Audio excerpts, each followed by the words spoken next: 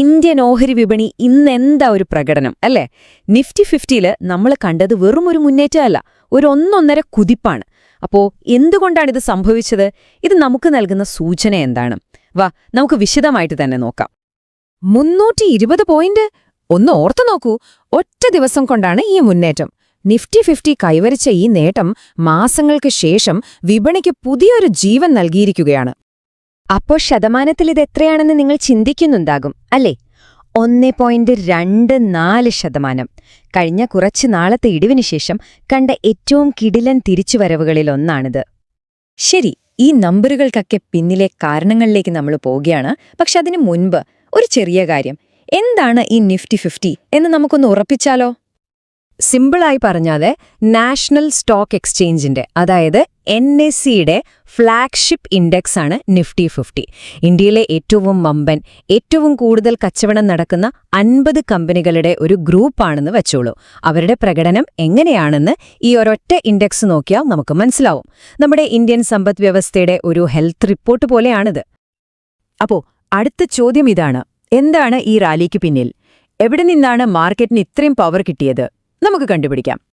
നോക്കൂ, ഇതിന് ഒറ്റ ഒരു കാരണമല്ല. സത്യം പറഞ്ഞാൽ ഒരുപാട് കാര്യങ്ങൾ ഒത്തുചേർന്നപ്പോഴാണ് ഇങ്ങനെ ഒരു കുതിപ്പുണ്ടായത്. അതാണ് ഇതിനെ കൂടുതൽ സ്ട്രോങ് ആക്കുന്നതും. പ്രധാനമായും 5 ഡ്രൈവർമാരാണ് ഈ റാലിക്ക് പിന്നിൽ. ഏതൊക്കെയാണെന്നല്ലേ? നല്ല ഗ്ലോബൽ സിഗ്നലുകൾ, ക്രൂഡ് ഓയിലിന്റെ വിലയിടിവ്, പലിശ നിരക്ക് കുറഞ്ഞേക്കുമെന്നുള്ള ഒരു പ്രതീക്ഷ, പിന്നെ എല്ലാ സെക്ടറുകളിലും ആളുകൾ വാങ്ങിക്കൂട്ടുന്നുണ്ടായിരുന്നു. കൂട്ടത്തിൽ നമ്മുടെ ഡൊമസ്റ്റിക് ഇൻവെസ്റ്റേഴ്സിന്റെ സപ്പോർട്ടും. വാ, നമുക്ക് ഓരോന്നായിട്ട് നോക്കാം. ആദ്യം തന്നെ നമുക്ക് പുറത്തുനിന്ന് കിട്ടിയ സപ്പോർട്ട്. ലോക വിപണികളൊക്കെ ഒരു പോസിറ്റീവ് മൂഡിലായിരുന്നു. അതോടൊപ്പം വലിയ ജിയോപൊളിറ്റിക്കൽ ടെൻഷനുകൾ കുറഞ്ഞതും ഇന്ത്യൻ മാർക്കറ്റിന് ഒരു അടിപൊളി സ്റ്റാർട്ട് കൊടുക്കാൻ സഹായിച്ചു. ഈ ഗ്ലോബൽ ടെയിൽവിൻഡ് ശരിക്കും ഒരു ബൂസ്റ്റ് തന്നെയായിരുന്നു. ഇനി നമ്മുടെ നാട്ടിലെ കാര്യങ്ങളെടുക്കാം. ക്രൂഡ് ഓയിലിന്റെ വില കുറയുന്നത് നമുക്കെപ്പോഴും നല്ലതാണ്. കാരണം അത് പണപ്പെരുപ്പം കൂടാനുള്ള പേടി കുറയ്ക്കും.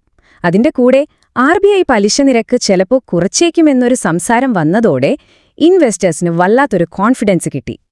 ഏറ്റവും വലിയ പോസിറ്റീവ് എന്താണെന്ന് വെച്ചാല് ഈ റാലി 1-2 സെക്ടറിൽ ഒതുങ്ങിയില്ല. മാർക്കറ്റിൽ മൊത്തത്തിൽ ഒരു ബൈയിങ് മൂഡായിരുന്നു.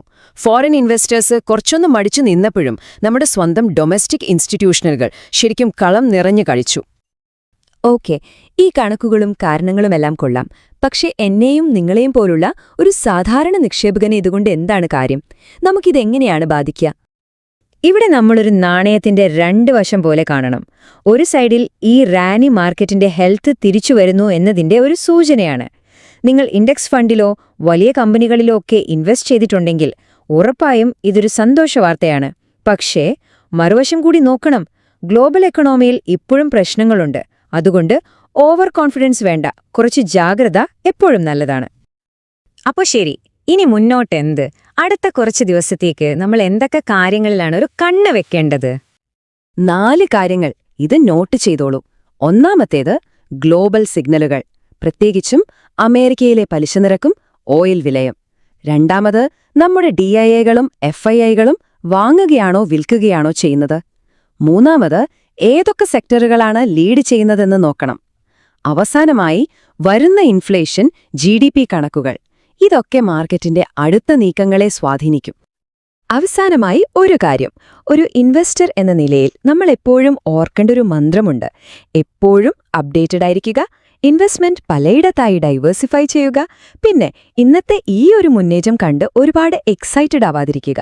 ഈ ഒരു സമീപനം എപ്പോഴും നല്ലതാണ്. അപ്പോ ഞാൻ നിങ്ങളോടൊരു ചോദ്യം ചോദിച്ചു നിർത്തുകയാണ്. ഇന്നത്തെ ഈ കിടിലൻ റാലി ഇതൊരു പുതിയ തുടക്കമാണോ, അതോ വെറും ഒരു താൽക്കാലിക ആശ്വാസം മാത്രമാണോ? എന്താണ് നിങ്ങൾക്ക് തോന്നുന്നത്? ഇതിനെക്കുറിച്ചൊന്ന് ചിന്തിച്ചു നോക്കൂ. അടുത്ത തവണ കാണാം.